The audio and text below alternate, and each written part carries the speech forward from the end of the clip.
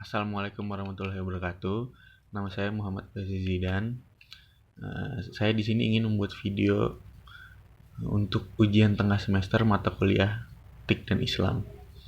Nah, ada beberapa pertanyaan yang diajukan oleh dosen. Yang pertama adalah tentang konsep Islam menurut saya. Nah, konsep Islam yang saya amati dan teliti dari berbagai sumber berbicara masalah konsep Islam. Konsep dasar Islam memiliki 3 arti.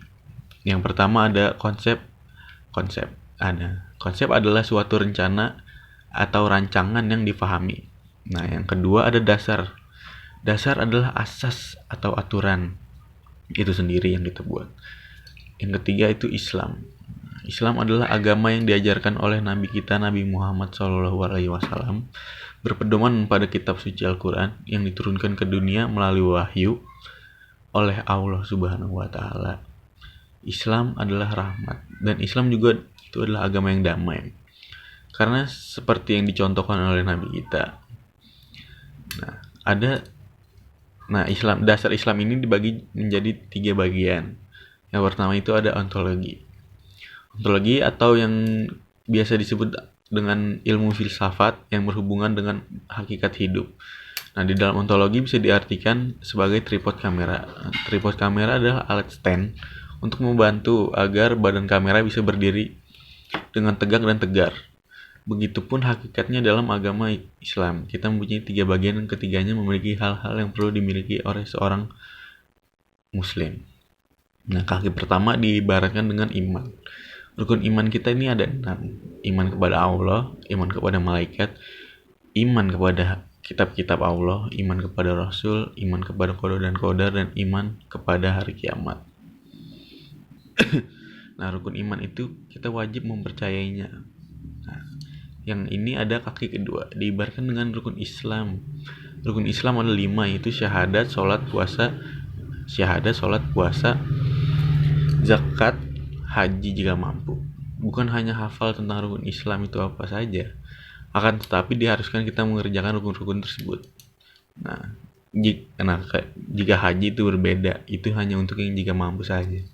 Kaki ketiga yaitu ihsan.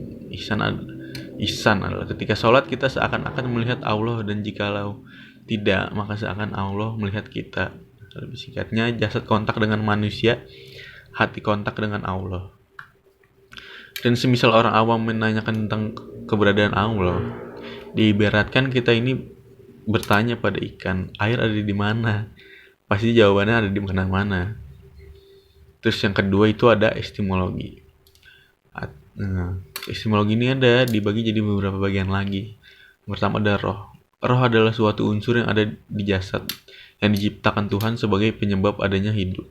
Terus ada tufiyah atau insting. Adalah pola tingkah laku yang bersifat turun-temurun yang dibawa sejak lahir. Terus ada tamyiz adalah ketika seseorang anak yang dapat membedakan antara yang baik dan buruk. Terus ada rosid, atau orang yang menempuh jalan yang benar, yang adil dan ikhlas di tingkat laku dan perbuatan. Nah, terus yang kedua ini adalah tentang pandangan Islam terhadap perkembangan sains dan teknologi. Sebelum kita masuk ke sains dan teknologi itu sendiri, kita bahas dulu sejarah penerapan teknologi dalam Islam.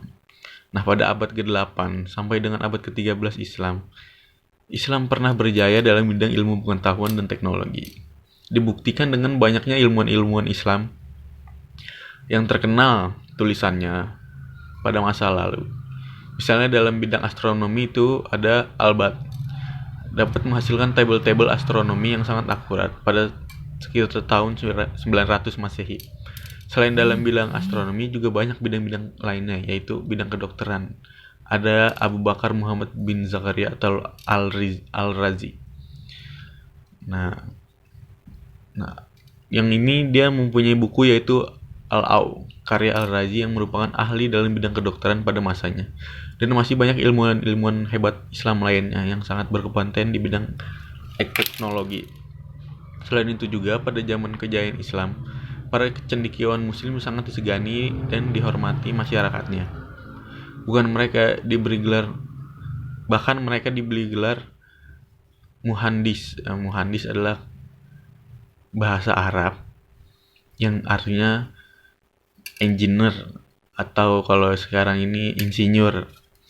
Dengan adanya hal tersebut, bukti bahwa perkembangan teknologi bukan merupakan hal baru di dunia Islam. Dalam Islam sendiri, Al-Quran tidak pernah mengekang kita umatnya untuk maju dan bermodern. Justru Islam sangat mendukung kemajuan umatnya untuk melakukan penelitian dan bereksperimen dalam bidang apapun, termasuk dalam bidang teknologi.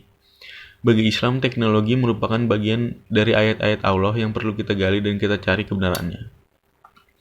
Nah, misalkan dalam surat Al-Imran ayat 190-191 yang berbunyi, sesungguhnya dalam penciptaan langit dan bumi dan silih bergantinya malam dan siang terdapat tanda-tanda bagi orang-orang yang berakhlak, yaitu orang-orang yang mengingat Allah sambil berdiri atau duduk atau dalam keadaan berbaring, dan mereka memikirkan tentang penciptaan langit dan bumi.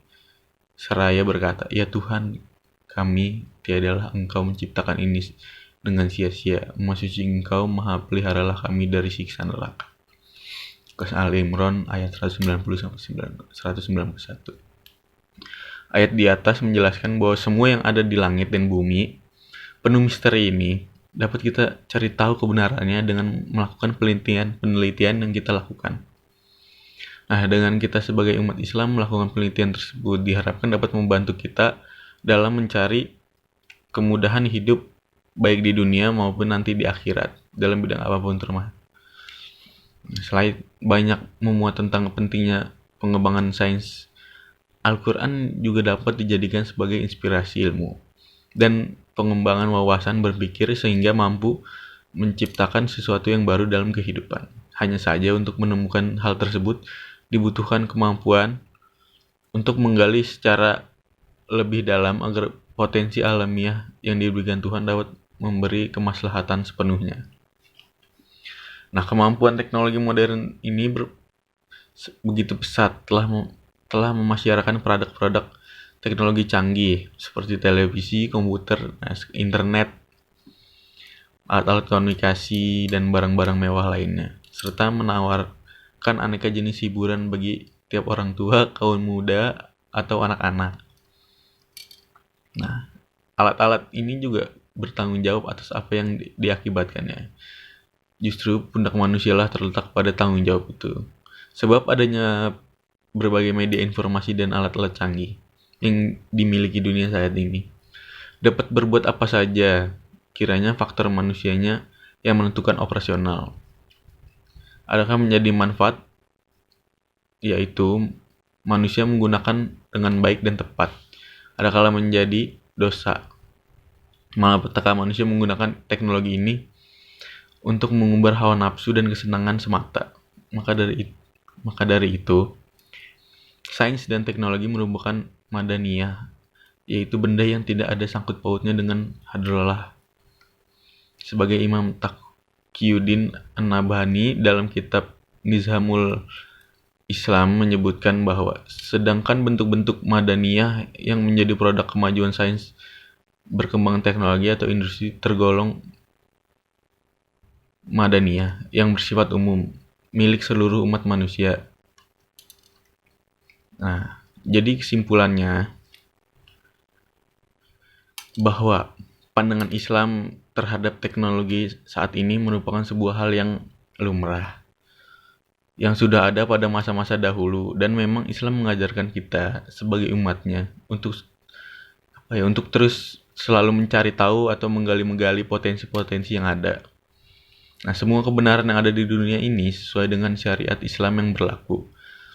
Dan Islam tidak pernah menutup diri untuk menerima modernisasi dari sebuah perkembangan zaman. Sehingga dengan adanya perkembangan teknologi yang sangat pesat ini merupakan hal yang wajar yang dapat kita terima sebagai umat Islam selama masih sesuai dengan ajaran-ajaran Islam yang